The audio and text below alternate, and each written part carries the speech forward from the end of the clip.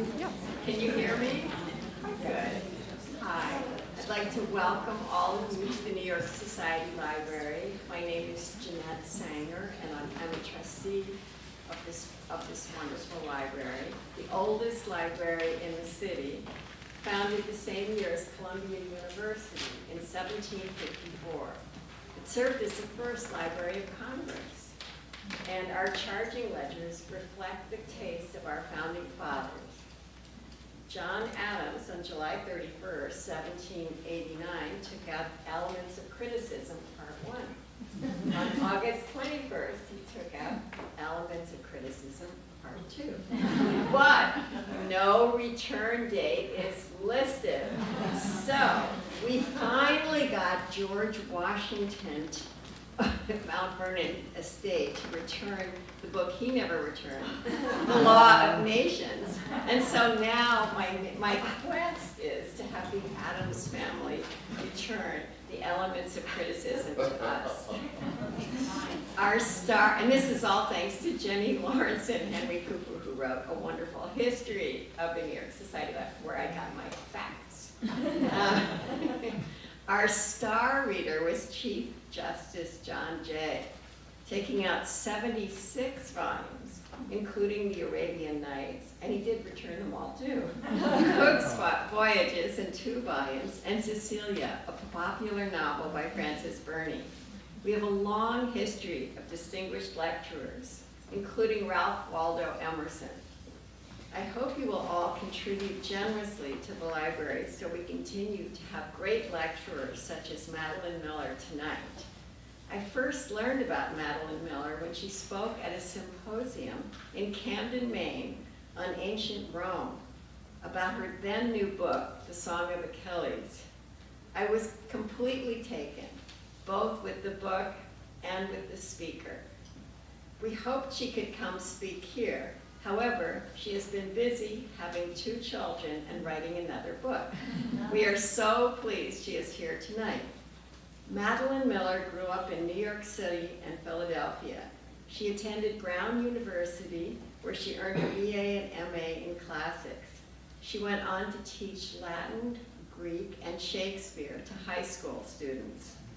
The Song of Achilles, her thrilling first novel, was awarded the 2012 Orange Prize for Fiction and was a New York Times bestseller. Circe, her second novel, which she will be discussing tonight, was an instant #1 New York Times bestseller and won the 2018 Elle Big Book Award. Circe transported me to another world with lavish, lush palaces and a fierce goddess, to a story I already knew, but it was totally reimagined and unexpected. I became mesmerized by the epic family rivalry and romance, a fabulous novel and a scholarly retelling. I never wanted it to end, and I've been so looking forward to our speaker tonight. And now let us welcome Madeline Miller.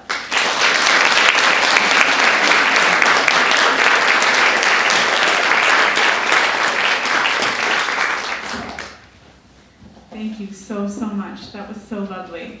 I'm a high school teacher, so I can't be behind anything. So it is really such an honor to be here in such a haven for books and for book lovers. So thank you all for having me, and thanks to the library for having me. I'm going to start by reading 2 very short passages from the novel. Then I'm going to talk a little bit about how I came to write the novel and sort of the story behind Circe, and then I'm going to throw it open for questions. So Circe in mythology is most famous for appearing in Homer's Odyssey, where she turns Odysseus's men into pigs. She is the daughter of the sun god Helios, so she's a goddess, and she is also the first witch in Western literature. And she is born a goddess, but she makes herself a witch. So the first passage I'm going to read comes from after she has just been exiled from her father's halls. She's on the island of Aiaia, which is where she will later on meet Odysseus and his men, and she's just discovering her witchcraft.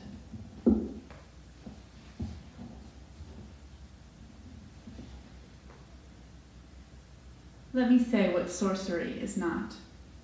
It is not divine power which comes with a thought and a blink. It must be made and worked, planned and searched out, dug up, dried, chopped and ground, cooked, spoken over, and sung.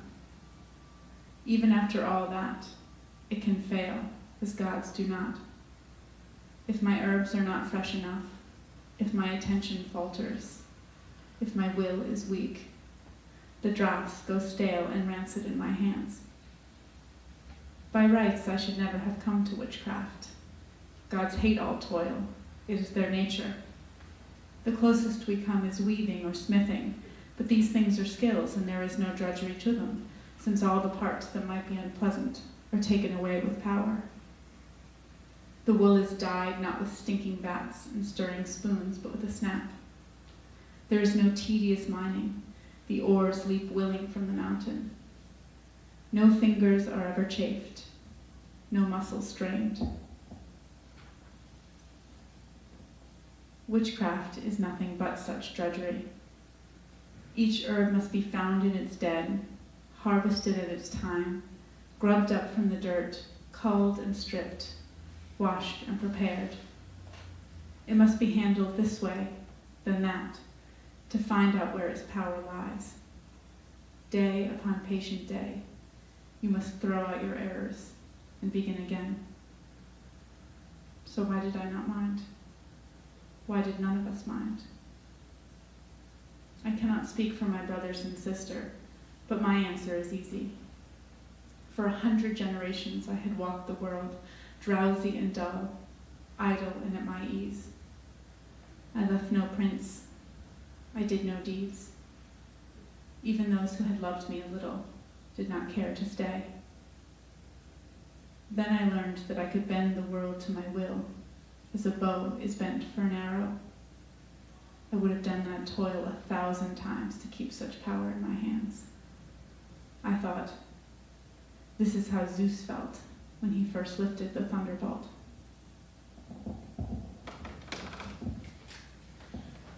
The second passage comes from later on in the novel, after she has already started turning men to pigs. And the he in this passage is Odysseus. He asked me once, why pigs? We were seated before my hearth in our usual chairs. He liked the one draped in cowhide, with silver inlaid in its carvings. Sometimes he would rub the scrolling absently beneath his thumb. Why not? I said. He gave me a bare smile. I mean it, I would like to know. I knew he meant it.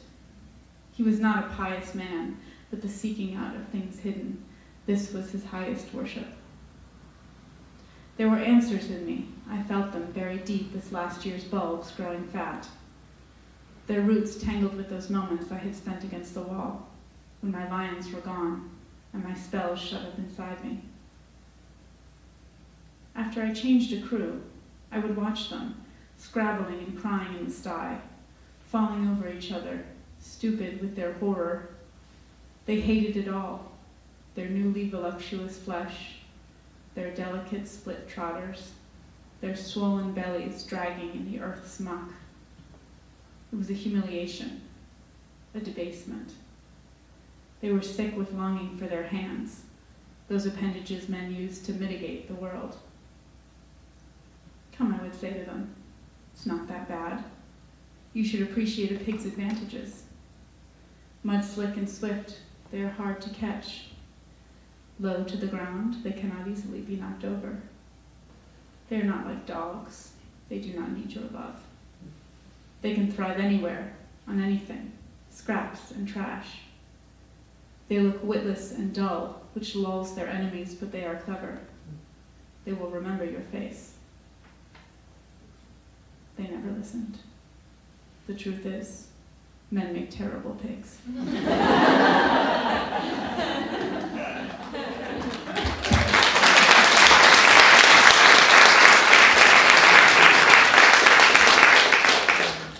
So my relationship to these myths goes back quite a long way into my past.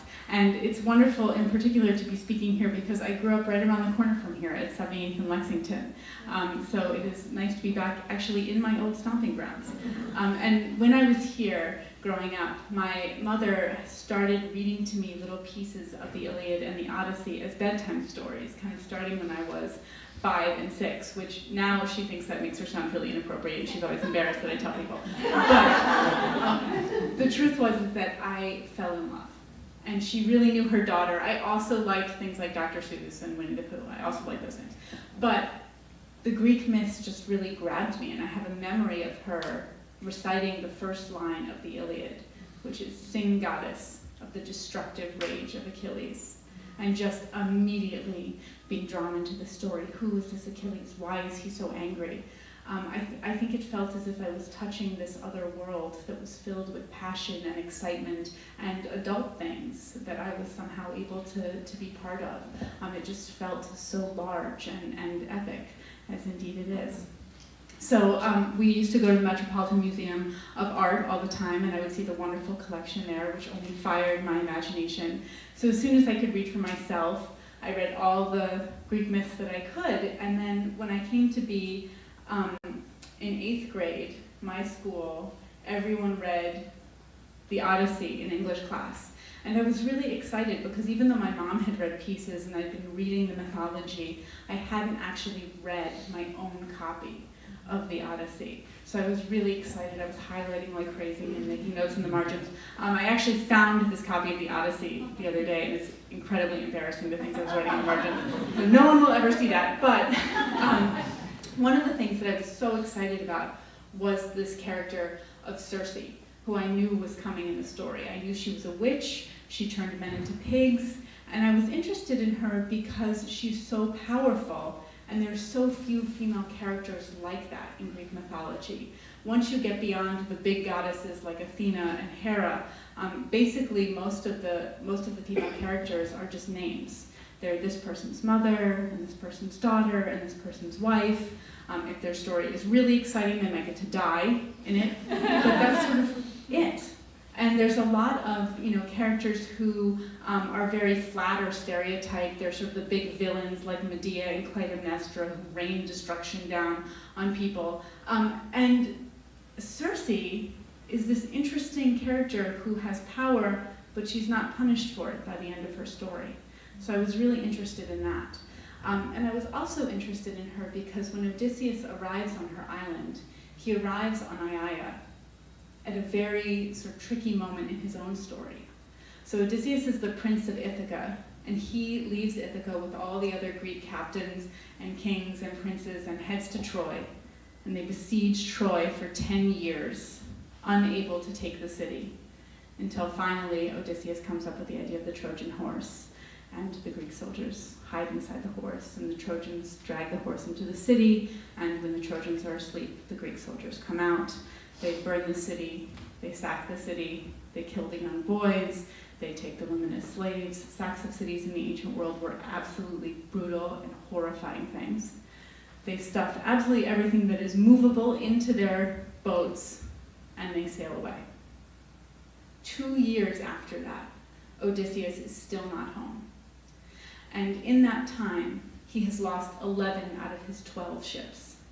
And he has seen his men torn apart, eaten by cannibals, ships sunk in front of his face, just horror after horror. And so he arrives on Circe's island with one ship left, and that's it. And they're grieving, they're exhausted, they're demoralized. And then here they are on this beautiful, lush island. They do a little exploring, and they see a little smoke drifting above the trees, and so they realize, well, someone's here, and Odysseus sends a group of his men out to go try and talk to them. Maybe whoever's here can help us, or maybe we can steal from them. One thing, if you have read the Odyssey or you know it, Odysseus is basically a pirate in the Odyssey, and he sort of loots his way across the Mediterranean.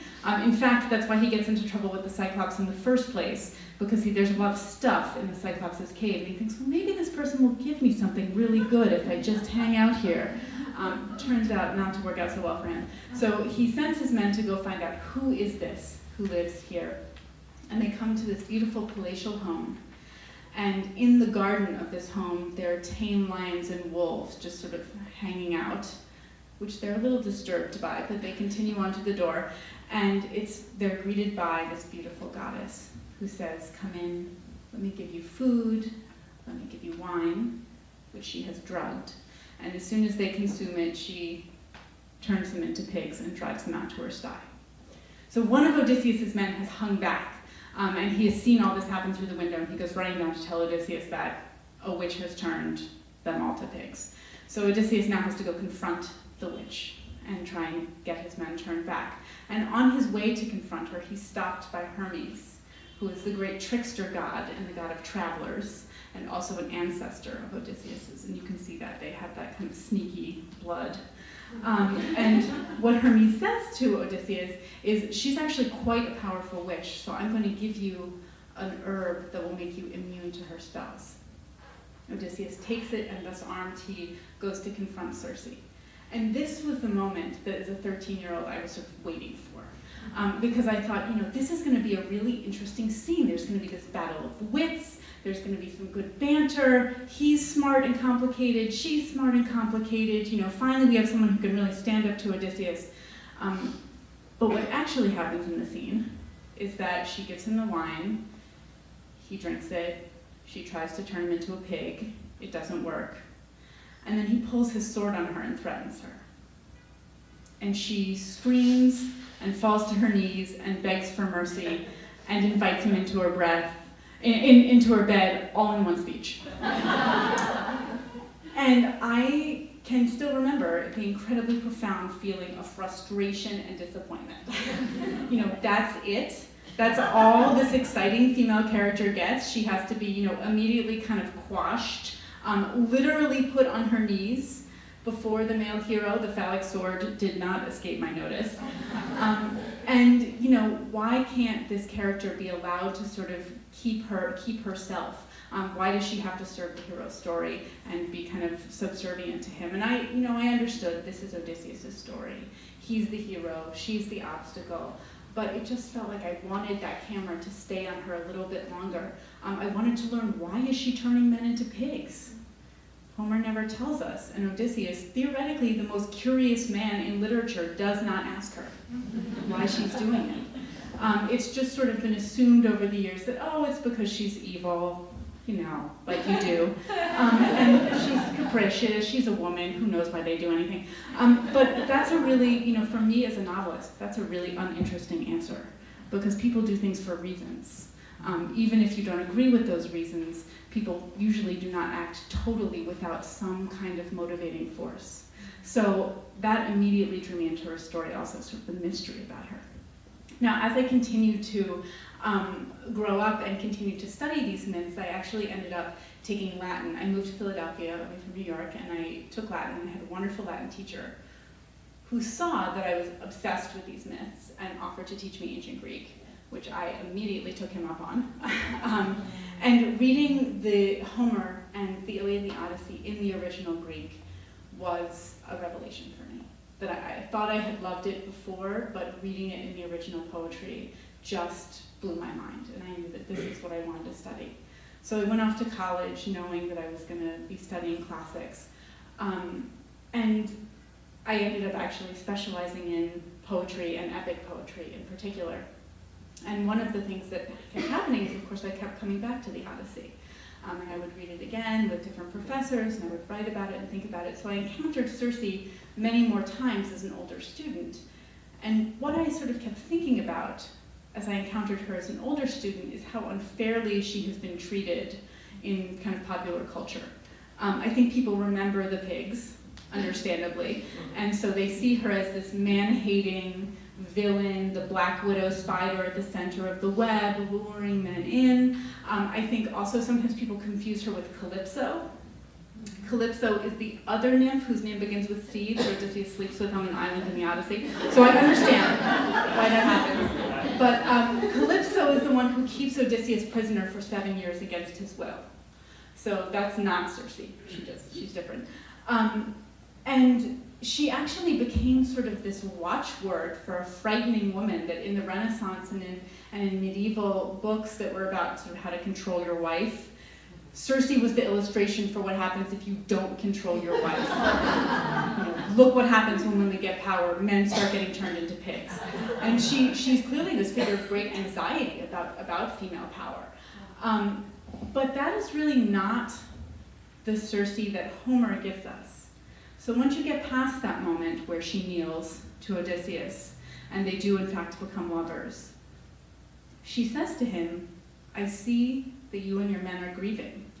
I see that you are exhausted. Stay on my island and heal as long as you need to. And he takes her up on it, and he and his men stay for a year. She transforms them back into men and actually makes them younger and stronger than they were before as a bonus. And then at the end of that year, Odysseus actually does not want to leave. It is the only place on his journey home that he does not try to leave. His men have to come to him and say, remember Ithaca and Penelope, are we gonna get going at some point? And so Odysseus says, yes, you're right, we have to go. And he goes to Circe and says, okay, I'm ready to leave. And she says, great, here's what you need to know. The first thing is that you have to talk to a dead prophet, so you have to call his spirit out of the underworld.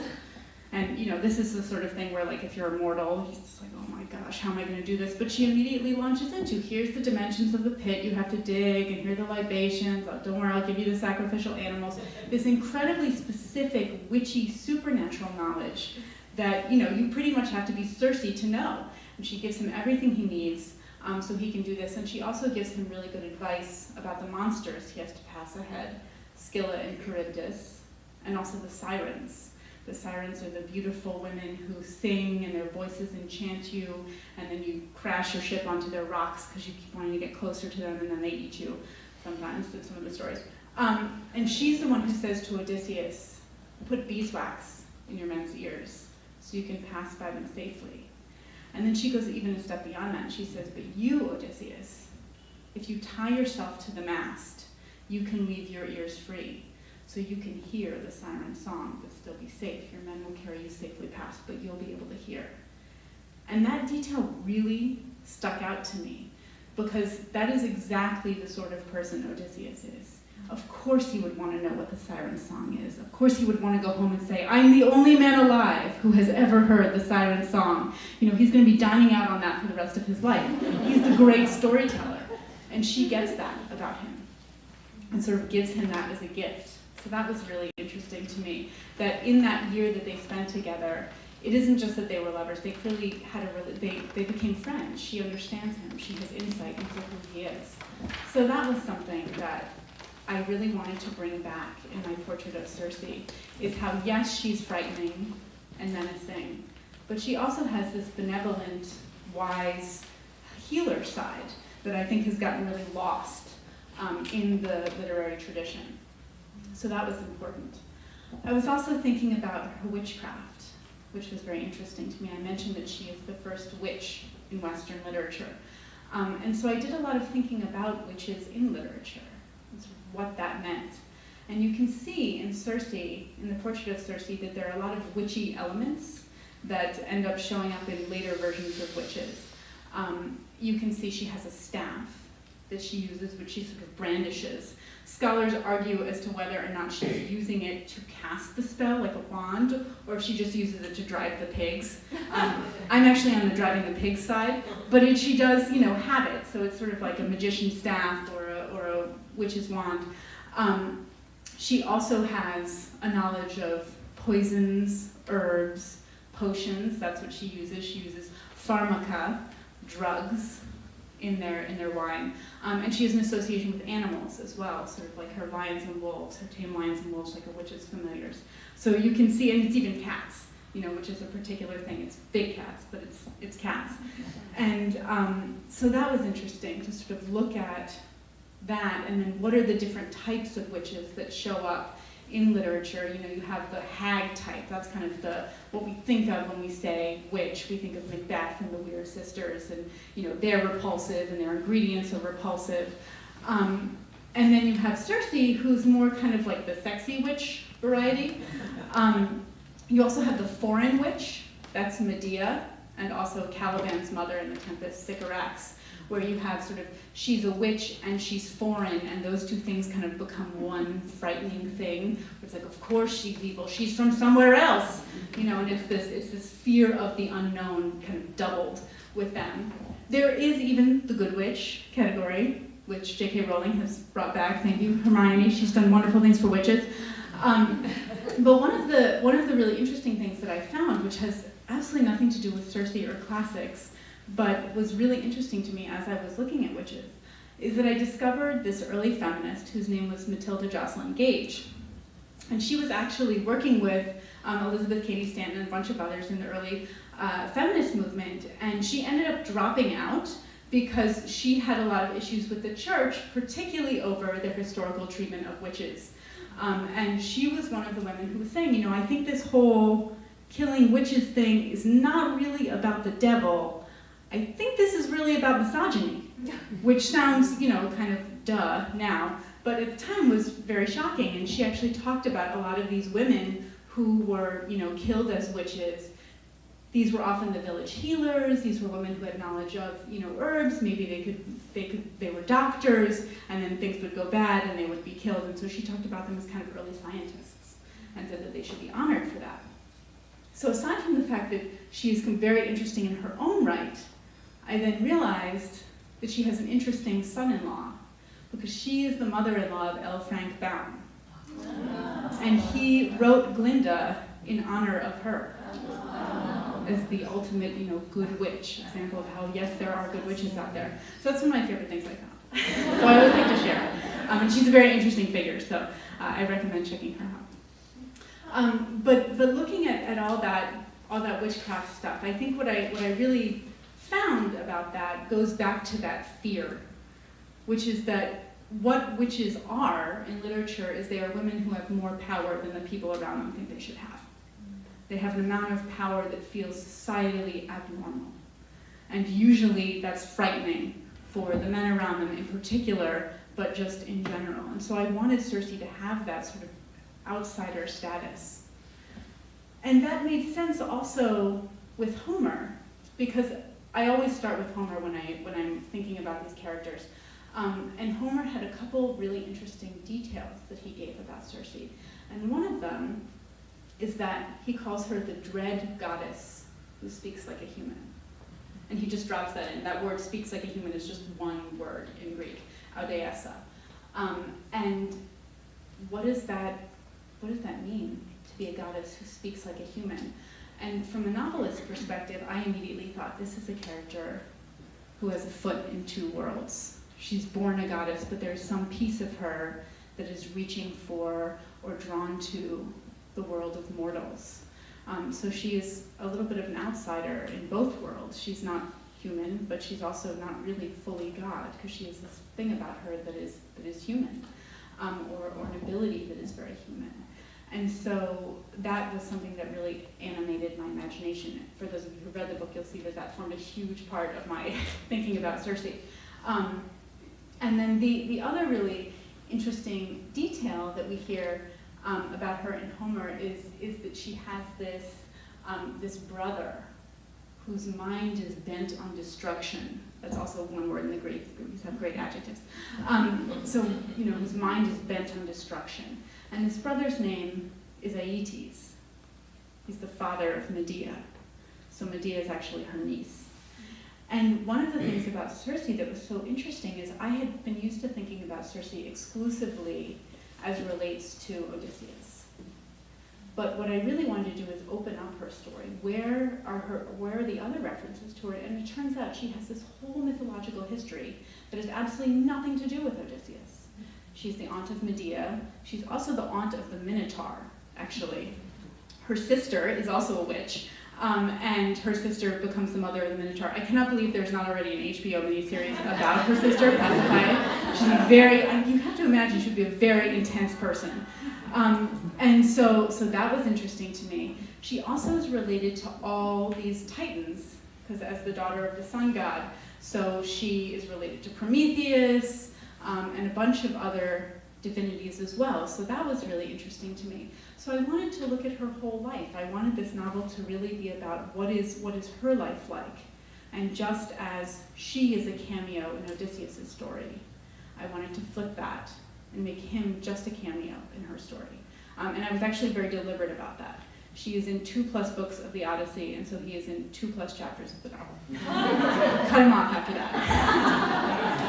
Because I really wanted this to be her story, and that was how I imagined this, is she finally gets to tell her story. And that, the Odyssey, that's the male heroic tradition, but what would it look like through her eyes? And I think Circe is a particularly right character to do that with, although there's so many characters in ancient literature that are wonderful for that. Penelope, just in the Odyssey alone, Calypso herself. But Circe's episode in the Odyssey is actually narrated by Odysseus. It's one of the parts where Odysseus is telling the story. And when you realize that, you realize, wow, this is an incredibly self-serving narrative that Odysseus is telling. I met this powerful witch, but I overcame her, and then she threw herself at me. And she's gorgeous and sexy, and I stayed on her island, and she did everything for me. And, all this sort of story that's meant to burnish his own legend. And, everything about her, how he describes her, is so beautiful, that really is meant to reflect positively on him. And so one of the things I wanted to do, as I was thinking about that, is, okay, that's Odysseus' voice talking. Now, how would some of those things look from Circe's perspective if we flip that around and sort of stripped away Odysseus' self-aggrandizing? And so that was sort of the final piece that I was thinking about. There's a lot more I could say about mythology, the sources I used, the Odyssey, but I want to pause because I want to make sure I'm talking about what people want to hear about. So are there any questions? Yes?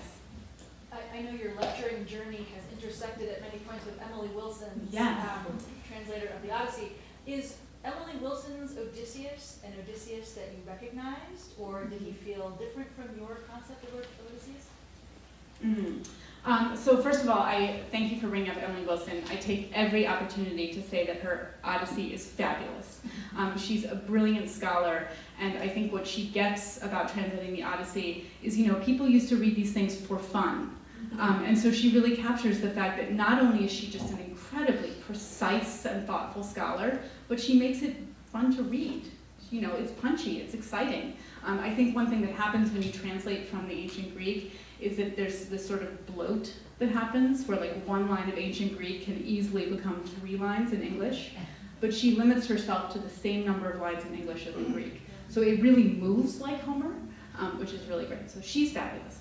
Her Odysseus is I think she was very alert to some of the more negative aspects of Odysseus's character, as she should be. One of the things that I think is true about Odysseus is that we have come to really love Odysseus. He's kind of our favorite modern hero. The Odyssey was recently voted the best story in England. They had like this huge BBC poll, and Odysseus and the Odyssey were voted, the best, which would have really puzzled the ancients, because they thought he was pretty awful. And there were all these negative stories. The Odyssey is basically the most positive story about him out there. And in the Iliad, you see he, at one point, goes on a night raid, finds a bunch of sleeping Trojan allies, thinks, great, they're asleep, they're not armed, let's just kill them right now. And he does. And that's how you win wars. But Achilles and Ajax, that's not something they would ever do. So he is a real pragmatist, but he is not really a man of honor.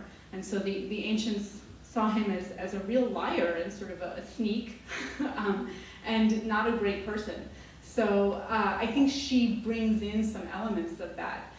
She kind of strips away a little bit of that legend of him as our favorite lovable hero. He's the brains over brawn. I think we like that. He does have a great wife. I think we like that too, Penelope. And their story is one of the very few kind of relationships you can look to in the ancient mythology and think, well, that's, they're equals. These are 2 people that belong together. And he is very legitimately loyal to her, aside from the fact that he sleeps with a bunch of people. But he does turn down immortality. Calypso offers him immortality, and he turns it down. And he says, I would rather go home and be with Penelope. So, you know, he legitimately makes some choices to be with her. But I liked that aspect, and I tried to bring out those parts of the Odyssey, but also bring in other versions of Odysseus. A couple people have asked me, why do you hate Odysseus so much in your book? I do not hate Odysseus at all. I think he's really interesting, but I think he's a very ambiguous figure. And when we talk about heroes today, we really mean something different than what the ancient Greeks meant. You know, when we talk about heroes, we talk about people who are moral exemplars. Whereas the ancient Greeks, when they were talking about heroes, they were talking about people with huge strengths and also huge flaws. And Achilles and Odysseus make terrible mistakes in their respective epics. They rain destruction down on the people around them. They're angry, they're proud, they're constantly, flying off the handle. They make mistakes like trying to raid the Cyclops' cave. So I wanted that complexity that's in the ancient literature to be there in my depiction of him. So I think she and I are on a very same page about Odysseus. Sure. Yes. Speaking of translation, which translation of the Iliad would you recommend? People always ask me this, and I don't have a good answer, because I think there's no one edition that really jumps out to me the same way Emily Wilson's does. She is now working on the Iliad, so in 6 years, ask me again. That's what she said. She said it's going to take me 6 years. So, but what I do recommend with the Iliad is to listen to the audio book for 2 reasons. One is this is how these works were originally presented. They were originally performed. They were composed and performed, and there were bards singing them, and they came out of oral tradition. So, I think that mimics the way more that the ancients would have experienced them. But also there are a lot of names in the Iliad. There's like book 2 has a whole catalog of ships where they list all the ships that came to Troy and all the people who were in charge of those ships.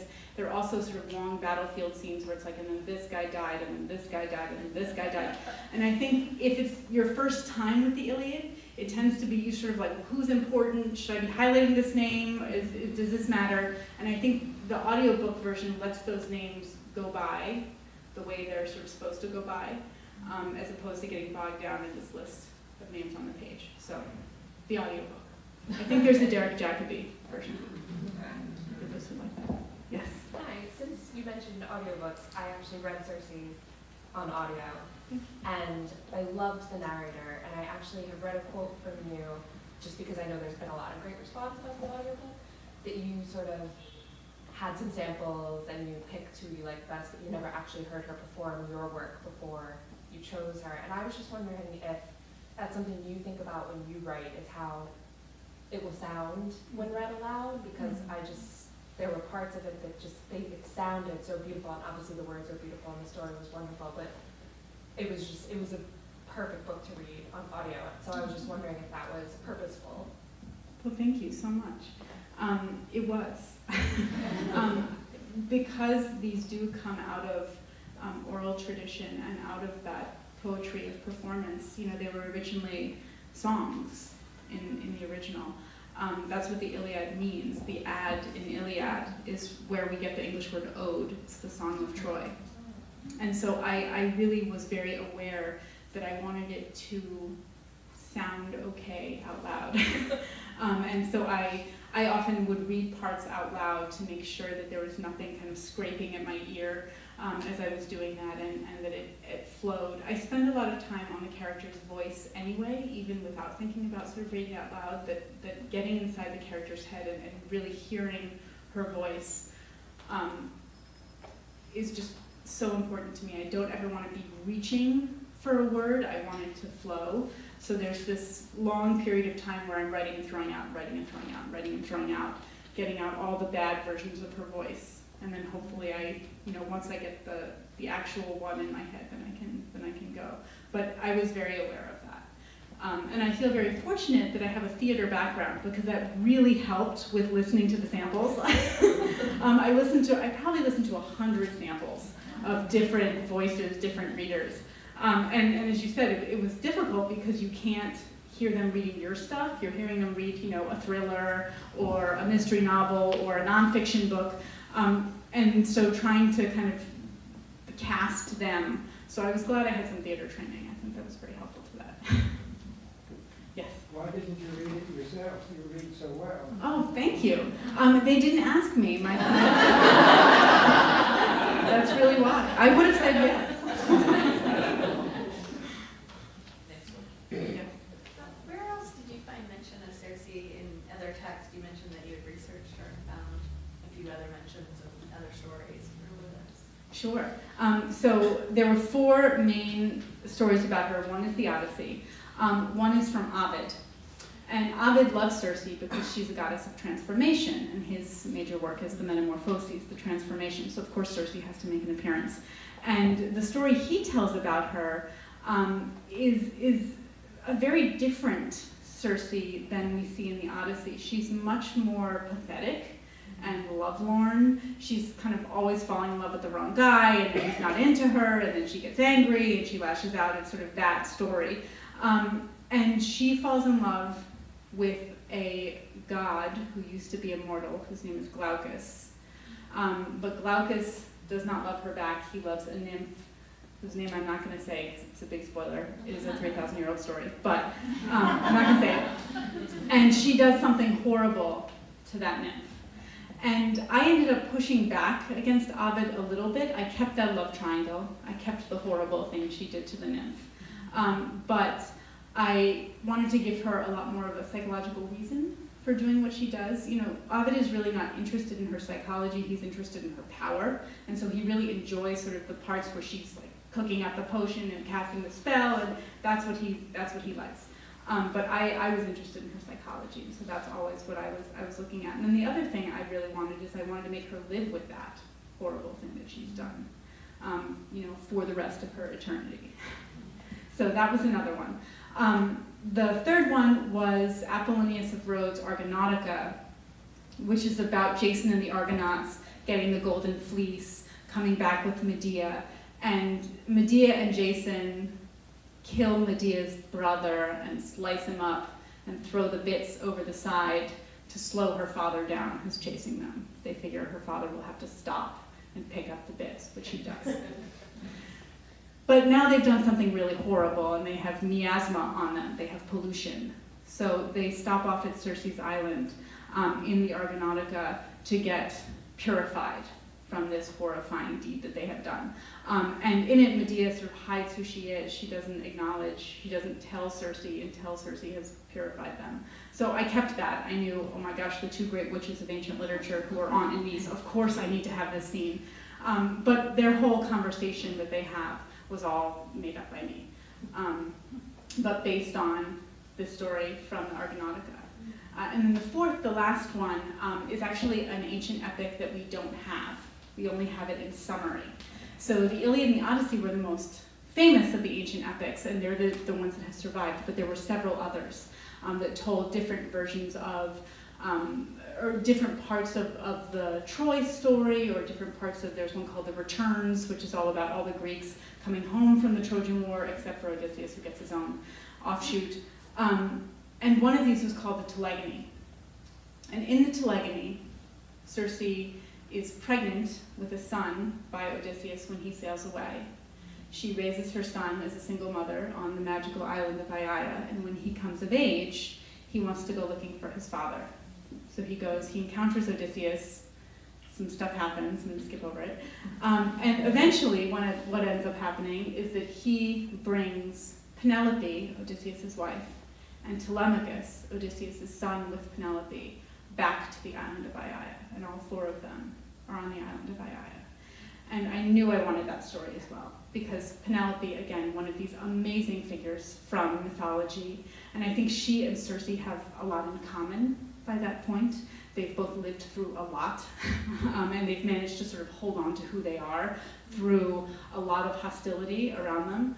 And so, having a scene, knowing that scene where Circe and Penelope meet was waiting for me at the end of the novel was really exciting. So those were the four. I did not. There was one myth I didn't use from Ovid where she turns this guy into a woodpecker. It just didn't speak to me. I let it go.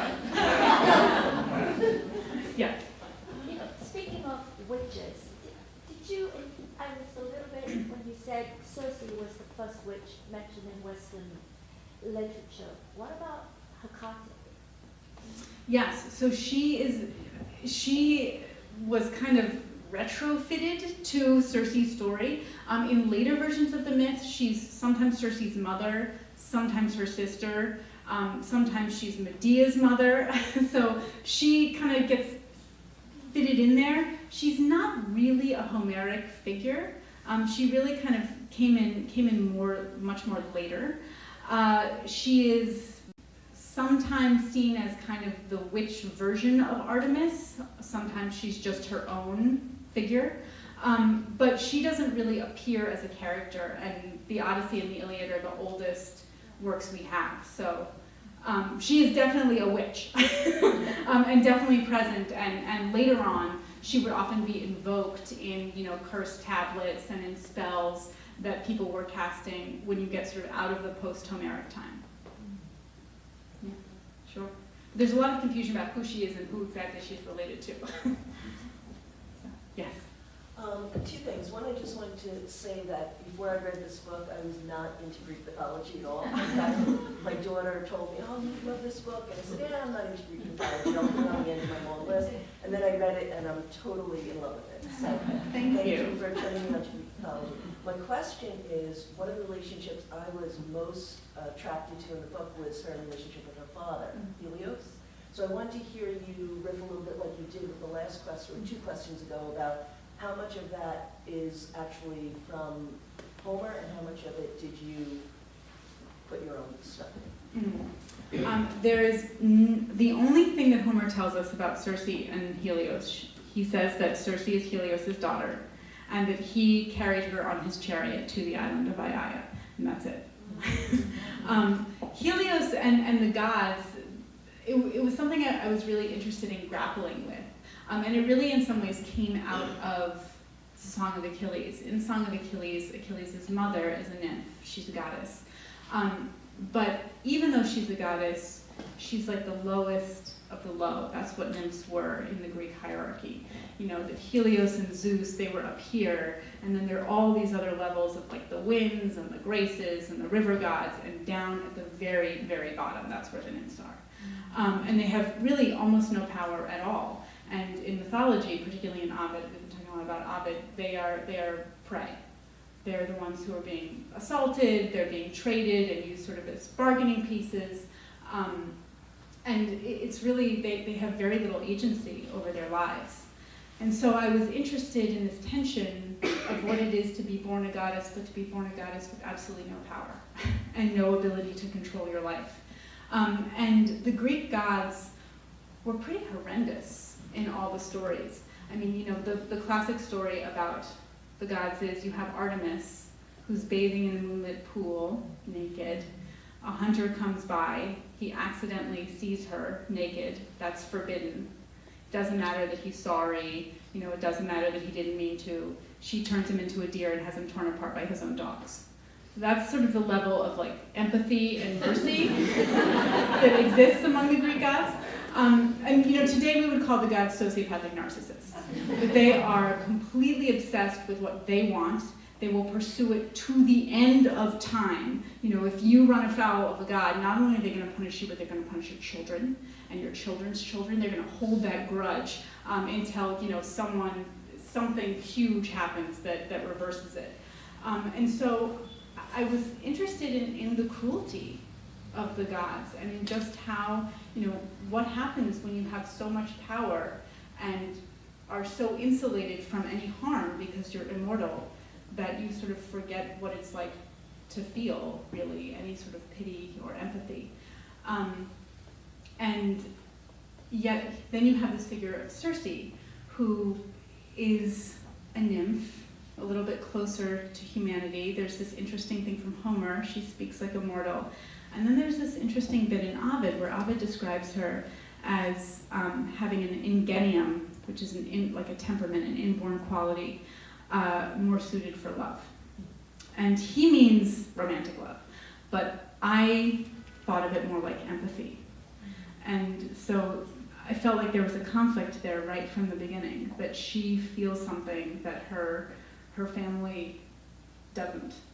And you know, one of the things I love about these stories is that when you strip away the gods and the monsters, these are incredibly human stories. That the Odyssey is really this exhausted war veteran who's desperate to get home to his family and then struggles to enter his old life and sort of, you know, be himself again. Can you go back home after being away for 20 years? What does that look like? Can you go back home to rocks and goats when you've been best of the Greeks? And after all the violence you've seen and after all the pain you've suffered. And with Circe, I wanted to really have that same feeling that, you know, yes, there are gods and monsters, but this is also the story of a person born into an absolutely horrific family who is trying to get out. And can she get out? And, you know, what does it mean? What does it cost to get out? Yes?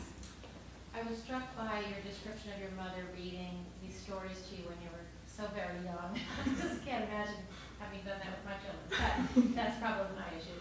And I wonder, of your students, you said you're a high school student, how many come with some basic knowledge of these stories? And is there a big discrepancy that some are familiar with them, some have no idea, and how do you deal with that in the classroom? So first of all, I will say I don't think it's just you, because now my daughter is 4, and we've been looking at the D'Aulaire's book of Greek myths, and we just looked at the Icarus and Daedalus picture, where Icarus is like tumbling into the ocean, and my 4-year-old's like, "Mommy, what happens to him?" And I was like, "He's fine. His dad goes and gets him, and they go home." So I totally chickened out. At some point I'm gonna have to tell her the truth about that, but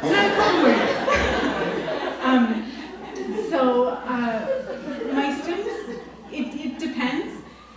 In my Latin classes, students usually come with some kind of background. They're there because they've read Percy Jackson and they love Percy Jackson. They're there because they saw the movie Troy and they thought it looked really cool. Or because they have some kind of middle school background in mythology and they're interested in taking Latin. When I taught world history, oftentimes they had no background at all. I think some students are self-selecting into Latin. But now Percy Jackson, you know, more and more I think students have at least heard of it. Maybe they've seen the movie, they've read one of the books, and so there's a little bit more, I feel like there's kind of a resurgence that's happening actually. Yes? I'm really interested in the psychology that you employ in the novel, and when I was finished reading, I was wondering, do you have any formal training in psychology? Because your characters are so well informed, it's almost hard not to wonder where you get that from. It's amazing. Oh, thank you. And you know, that is what has always drawn me to the works, is that Homer really does not give us psychology. He gives us, I think he implies psychology, but he gives us characters taking action, but he doesn't really give us kind of, you know, the Hamlet soliloquy version. He doesn't give us what Shakespeare gives us. And so part of what I really always want to be doing is kind of creating that psychology, and why are they doing this, and what does it feel like to be inside their head at that moment when they make that choice.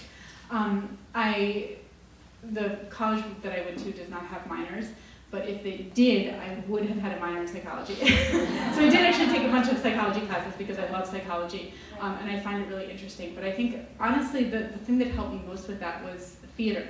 I direct Shakespeare plays, and when you're directing a play, every character needs to have an arc, and they need to sort of have their own thing that's going on. Even if they're a very small character, you know, they can't just, you can't tell an actor to just stand there. I mean, that's, you know, as an audience member, if you're looking at that, you're like, that person is just standing there. You know, immediately.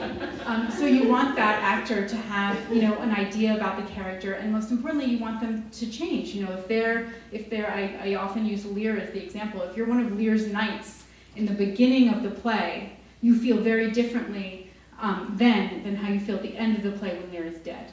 You know, that you have to go on some kind of journey there, even if you have 2 lines. You know, your emotional character has to go on that journey. And so I'm always thinking about that. You know, what is the arc? what are these characters doing? And I think working with actors on answering that question helped me to think about my characters that way. Maybe one more question? Sure. Yes. Her relationship with her feelings about Prometheus, when we read that, can you talk about that? Sure. So I mentioned that she is related to Prometheus, and there is no myth about her talking to Prometheus. This happens earlier in the novel, so it's not really a spoiler. She has a conversation with Prometheus. And one of the things I wanted to be really aware of is not making Circe like the Forrest Gump, and then she saw Hercules, and then she saw, Theseus, and then sort of go all through it. So I tried to only find moments where she interacted with major myths where it really made sense.